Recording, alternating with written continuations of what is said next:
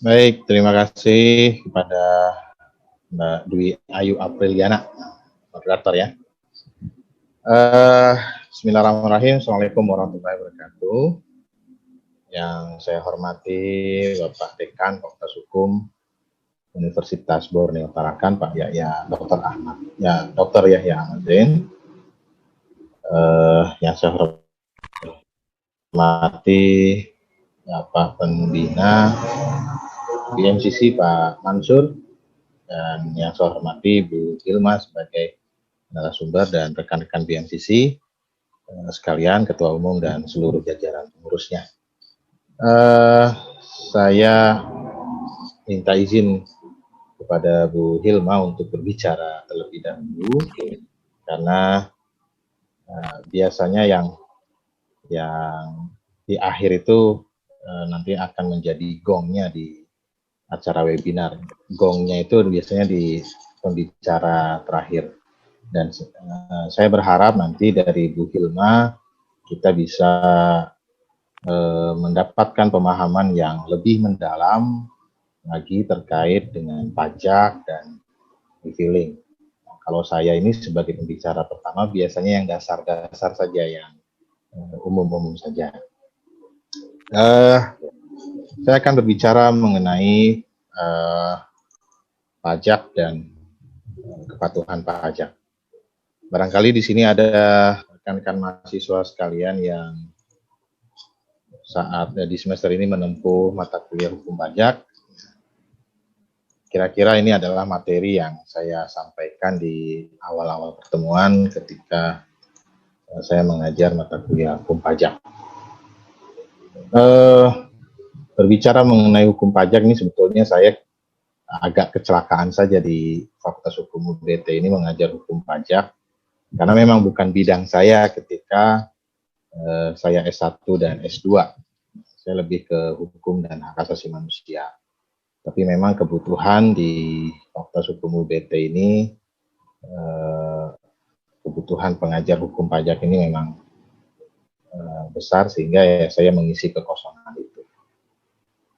Dan hukum pajak itu sebetulnya gampang-gampang susah. Gampangnya kalau sekedar teori hukum saja, tetapi kalau sudah bicara hitung-hitungan pajak, nah itu biasanya anak-anak Fakultas Hukum angkat tangan gitu. Termasuk saya ketika dulu kuliah juga angkat tangan kalau udah soal urusan hitung-hitung pajak. PPh aja ada banyak macam kan, belum lagi PPN dan lain sebagainya. Bahkan saya dulu kuliah hukum pajak itu sempat ngulang, teman-teman. Bahkan nilai yang paling besar yang bisa saya dapatkan itu C. Tapi sekarang ngajar mata kuliah hukum pajak, dan mau tidak mau ya harus belajar dari awal lagi. Jadi seringkali ketika saya kuliah hukum pajak itu saya selalu bilang ke mahasiswa, kita itu pada posisi yang sama sebetulnya. Anda belajar hukum pajak, saya juga sedang belajar hukum pajak.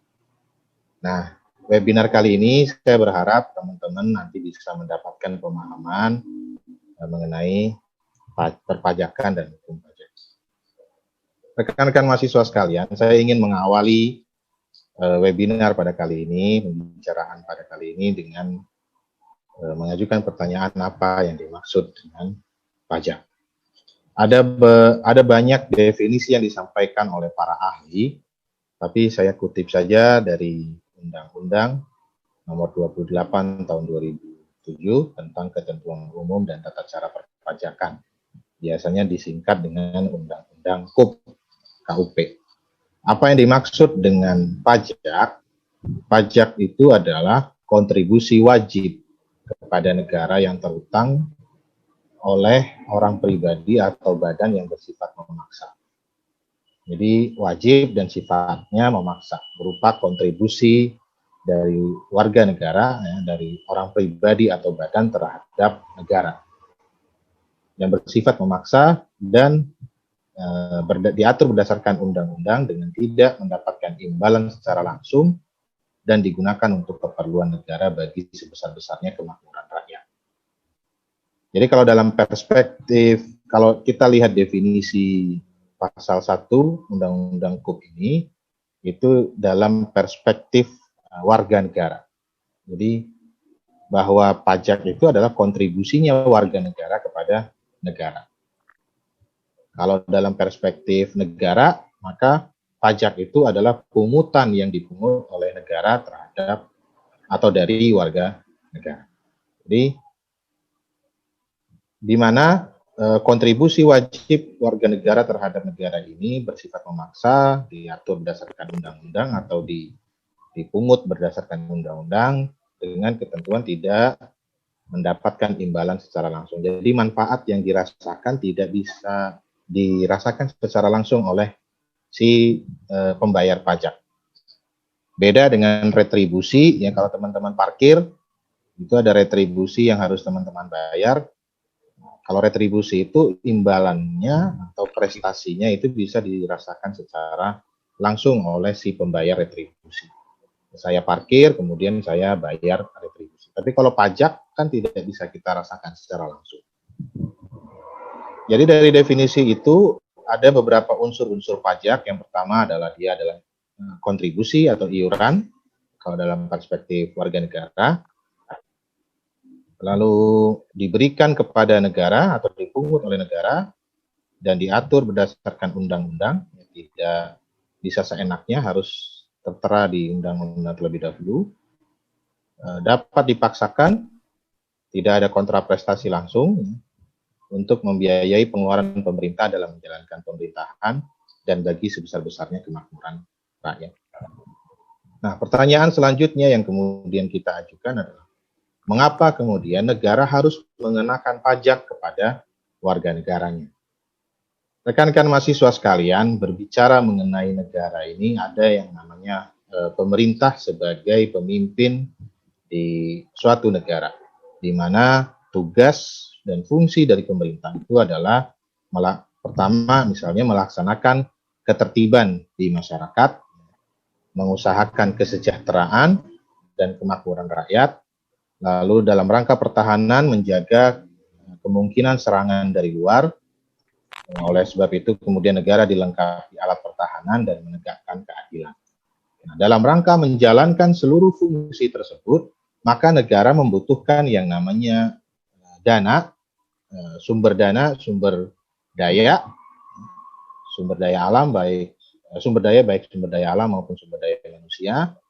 Nah, bagi negara yang kemudian dikaruniai sumber daya yang berlimpah, barangkali persoalan modal pemerintah dalam menjalankan fungsinya itu tidak menjadi persoalan yang begitu berarti. Tapi bagi negara yang kemudian miskin, maka dia harus mendapatkan penghasilan lain, harus mendapatkan sumber pendapatan yang lain sehingga pemerintah bisa menjalankan seluruh fungsi yang diamanatkan oleh rakyat. Nah, salah satunya adalah sumber penghasilan lain itu adalah pajak. Sebetulnya selain pajak ada juga retribusi, ada bea cukai dan lain sebagainya. Jadi, mengapa kemudian negara memungut pajak?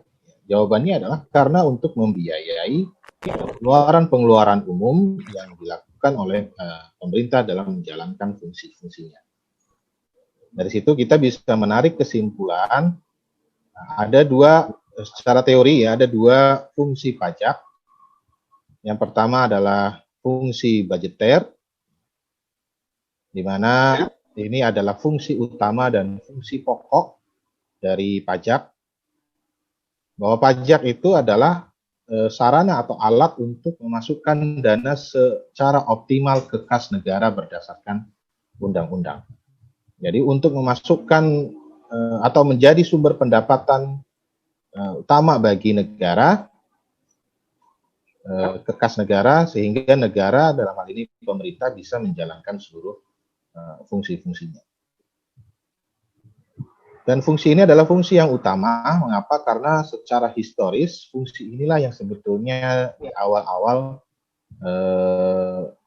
dijadikan fungsi dari pajak ketika pemerintah membutuhkan sejumlah dana untuk menjalankan fungsi-fungsinya sebagai pemimpin di negara.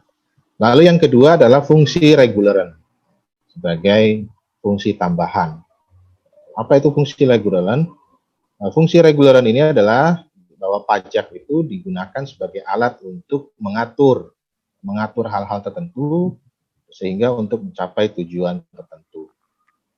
Misalnya di bidang ekonomi untuk melindungi produsen dalam negeri, maka pemerintah menaikkan tarif yang tinggi, bea masuk yang tinggi atas barang-barang impor sehingga harga produk dalam negeri bisa bersaing dengan harga produk luar negeri.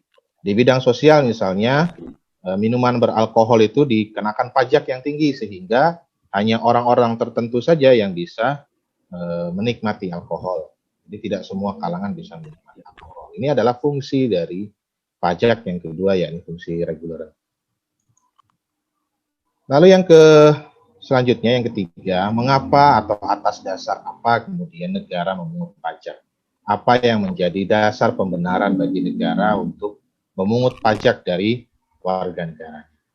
Rekan-rekan mahasiswa sekalian, dalam menjawab pertanyaan ini ada berbagai macam teori yang kemudian disampaikan yang membenarkan bahwa negara dibenarkan untuk memungut pajak dari warga negaranya. Yang pertama adalah teori asuransi, di mana seolah-olah negara itu dianggap sebagai perusahaan asuransi dan wajib pajak sebagai tertanggung yang wajib membayar premi.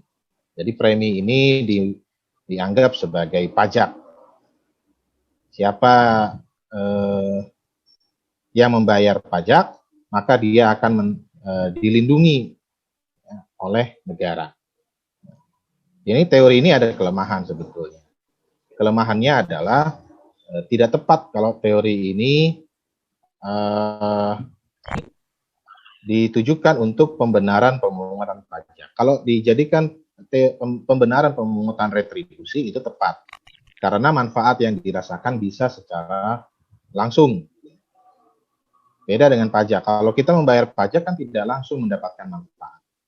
Teman-teman bayar pajak motor tidak langsung kemudian manfaatnya bisa dirasakan. Tidak berarti dengan bayar pajak motor teman-teman tidak mengalami kerusakan, atau ketika teman-teman motornya mengalami kerusakan kita klaim ke kantor pajak, kan tidak. Lalu yang kedua adalah teori kepentingan. Negara berhak memungut pajak karena penduduk negara memiliki kepentingan pada negara. Semakin besar kepentingan penduduk pada negara, maka semakin besar pelindungan yang diberikan oleh negara kepada warga negara tersebut.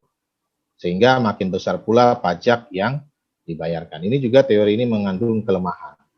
Nah, ini lebih tepat juga untuk retribusi, bukan pajak. Dan kelemahan yang kedua, ini menjadi tidak adil karena berbicara mengenai kepentingan warga negara atas negara, itu sebetulnya yang lebih besar kepentingannya itu adalah orang-orang miskin. Orang-orang miskin itu lebih besar kepentingannya atas keberadaan negara. Berarti kalau dari teori ini, makin besar kepentingan penduduk pada negaranya, makin besar pula pajak yang harus dibayarkan. Artinya orang miskin pajaknya lebih besar nantinya.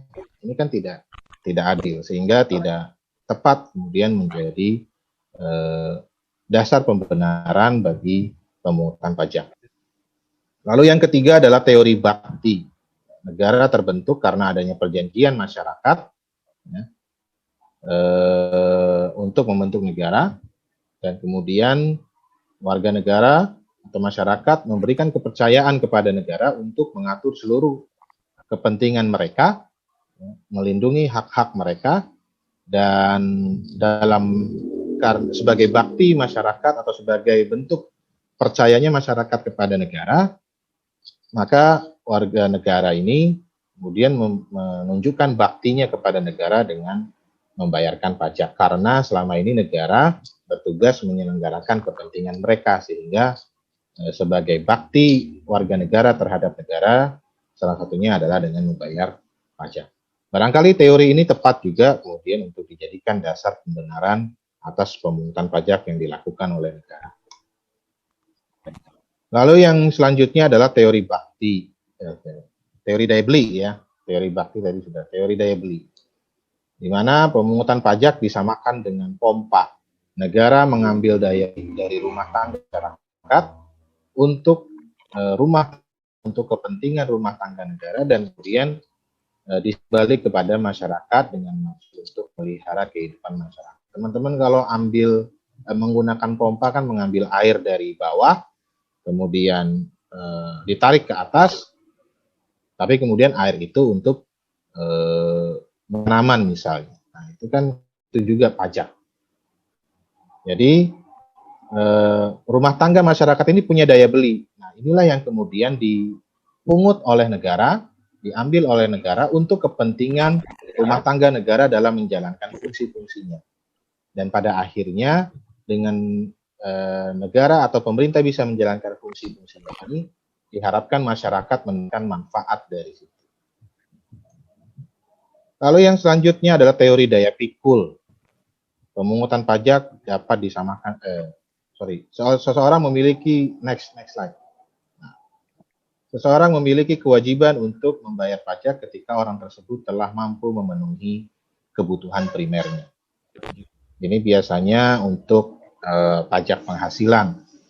Jadi sebelum negara memungut pajak dari warga negara atas penghasilan yang didapat, maka negara harus memastikan terlebih dahulu orang tersebut sudah mampu memenuhi kebutuhan primernya. Ya, dengan adanya ditetapkannya penghasilan tidak kena pajak.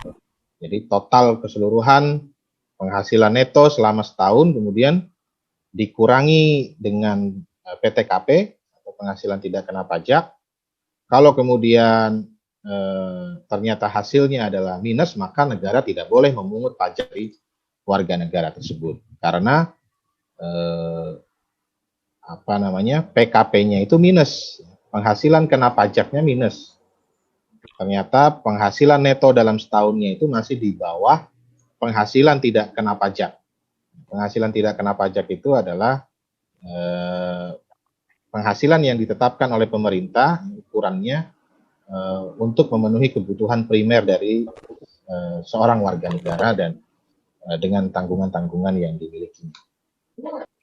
Nah, yang terakhir adalah teori kekeluargaan dan gotong royong. Ini yang jarang sekali kemudian disinggung di mata kuliah hukum pajak,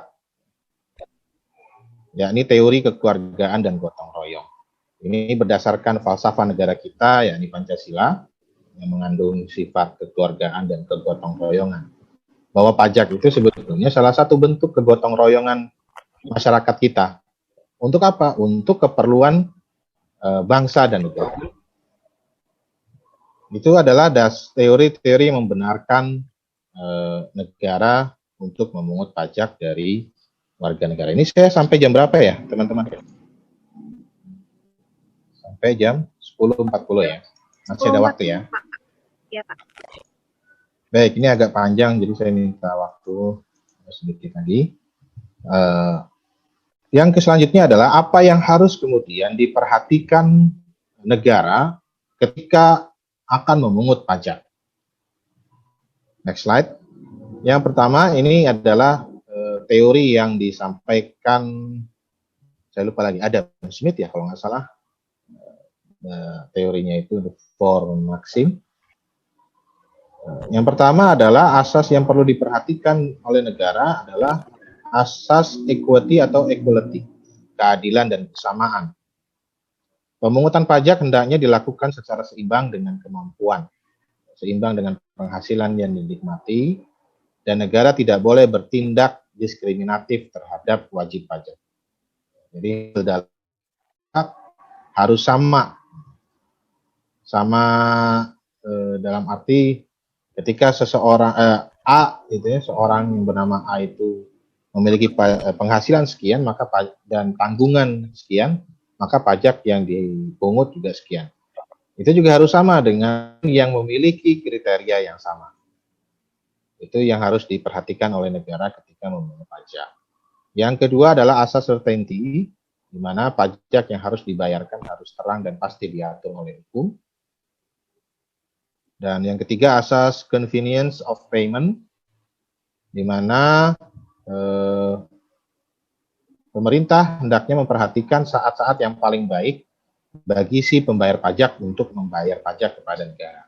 Kalau zaman dulu, saat yang paling baik itu adalah ketika petani memanen padinya. Kalau zaman sekarang bicara mengenai pajak penghasilan, maka saat yang paling baik dan tepat untuk membayar pajak atau memungut pajak adalah ketika wajib pajak itu menerima penghasilan dan atau pada saat wajib pajak menerima hadiah, atau pada saat wajib pajak membeli barang, teman-teman membeli barang yang dikenakan PPN ya, maka pada saat itu juga kemudian dipungut PPN.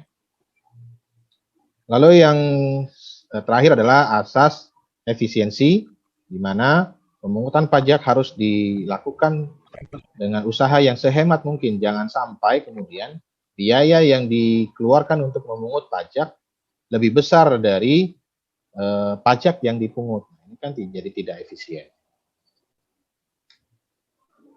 Lalu yang selanjutnya adalah bagaimana kemudian dari semua teori tadi, bahwa mengapa negara memungut pajak, mengapa warga negara harus membayar pajak, bagaimana kepatuhan warga negara Indonesia terhadap pajak atau dalam membayar pajak atau dalam melaporkan pajaknya.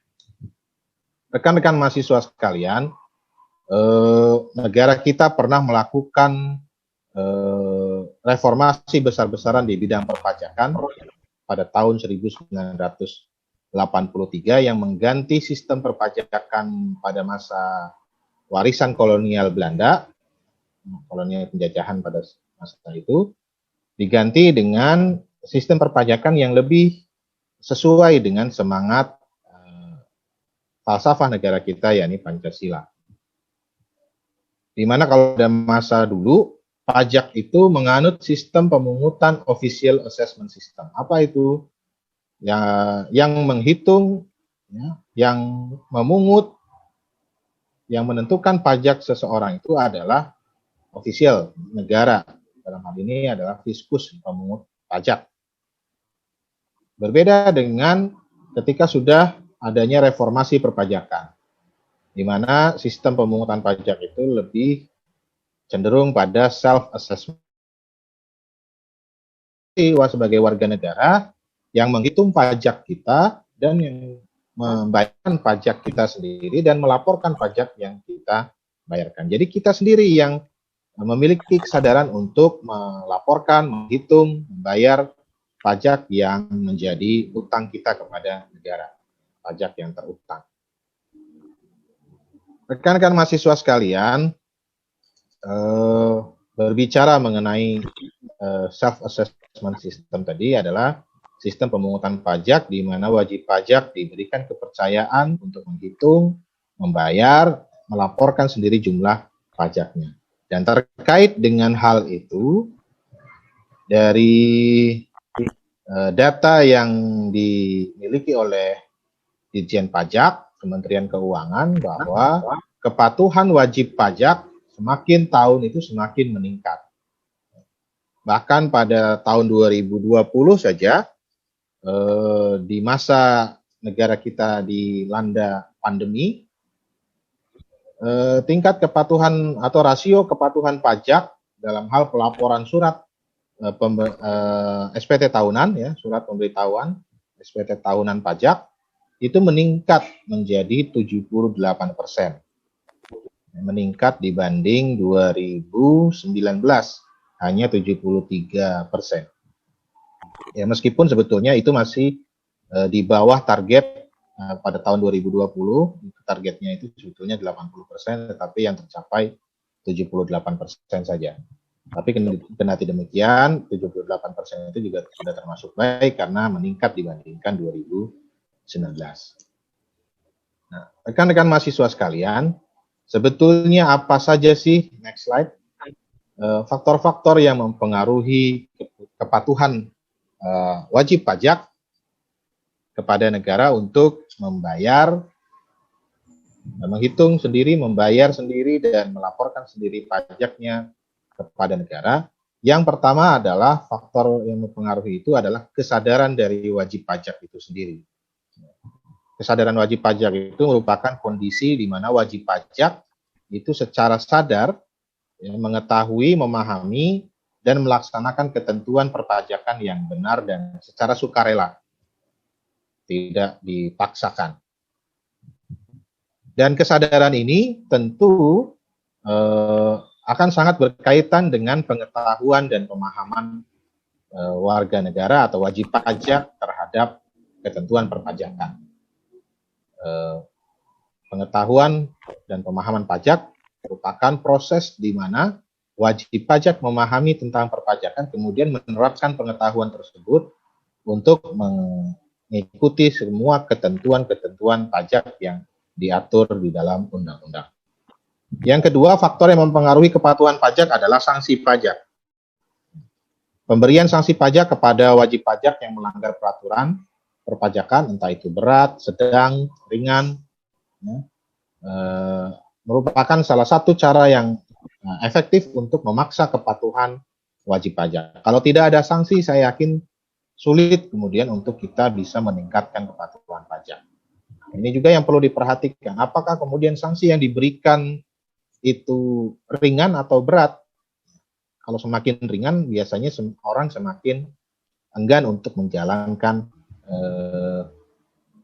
atau menaati aturan yang sudah ditetapkan. Misalnya teman-teman kalau tidak pakai helm misalnya, dendanya 1 juta, itu kan kalian pasti bakal mikir-mikir. Nah, terkait dengan pelaporan SPT yang teman-teman jadikan tema ya, e-filing, ini juga patut kemudian dipertanyakan, apakah sanksinya itu memberatkan atau cukup berat bagi wajib pajak ketika mereka tidak melaporkan SPT. Kalau kemudian sanksinya ringan, ya maka wajar-wajar saja kalau kemudian warga negara tidak melaporkan SPT di setiap tahunnya. Lalu selanjutnya adalah kualitas pelayanan fiskus, kualitas pelayanan si pemungut pajak, di mana fiskus pajak itu sebetulnya dituntut untuk dapat selalu menjaga sikapnya yang ramah, adil, tegas, meskipun ramah tapi juga harus tegas, dan bijaksana. Tegas juga harus bijaksana, tidak kemudian tegas arogan dalam memberikan pelayanan, terutama setelah adanya perubahan sistem perpajakan menjadi self-assessment system. Lalu yang selanjutnya adalah faktor keadilan distributif. Semakin baik pendistribusian pendistribusian pajak menurut persepsi wajib pajak, maka akan meningkatkan kepatuhan dalam membayar pajak. Sebaliknya, jika pendistribusian pajak dirasa tidak adil dan terdapat kesenjangan, maka masyarakat juga akan enggan untuk membayar pajak. Banyak dari mereka nanti akan melakukan berbagai upaya penghindaran pajak. Yang selanjutnya adalah keadilan prosedural, di mana keadilan yang dirasakan wajib pajak pada proses distribusi hak dan kewajiban perpajakan, apakah telah dilakukan sesuai dengan prosedur yang berlaku atau tidak, ini juga akan menimbulkan rasa puas dan adil bagi wajib pajak. Semakin sesuai, ya, semakin pemungutan pajak itu dilakukan sesuai dengan prosedur, maka semakin puas dan adil juga wajib pajak, sehingga mereka menjadi patuh untuk memenuhi kewajiban perpajakan. Keadilan interaksional yang terakhir, di mana lebih menekankan pada bagaimana perlakuan atau hubungan yang terjalin antara individu dengan fiskus, cara atau perilaku Dirjen Pajak dalam mengatur segala proses perpajakan sesuai kewenangannya kepada para penerima keadilan. Jadi fiskus harus menjalin hubungan dan interaksi yang baik antara fiskus sendiri dengan si wajib pajak, sehingga semakin baik hubungan di antara keduanya, maka semakin patuh juga wajib pajak untuk melaporkan pajak. Rekan-rekan mahasiswa sekalian, selanjutnya, next slide, terkait dengan kepatuhan pajak, ada dua aspek yang perlu diperhatikan. Yang pertama adalah kekuatan otoritas pajak dalam menegakkan peraturan pajak. Nah, integritas dari Fiskus dalam menegakkan peraturan pajak. Otoritas perpajakan dalam menegakkan peraturan pajak. Seberapa konsisten mereka dalam hal ini juga sebetulnya seberapa kuat kekuatan dari peraturan pajak tersebut untuk memaksa orang untuk patuh terhadap pajak. Kedua adalah kepercayaan masyarakat terhadap otoritas pajak. Semakin masyarakat percaya terhadap otoritas pajak, maka semakin patuh juga mereka untuk membayar dan melaporkan pajak. Nah,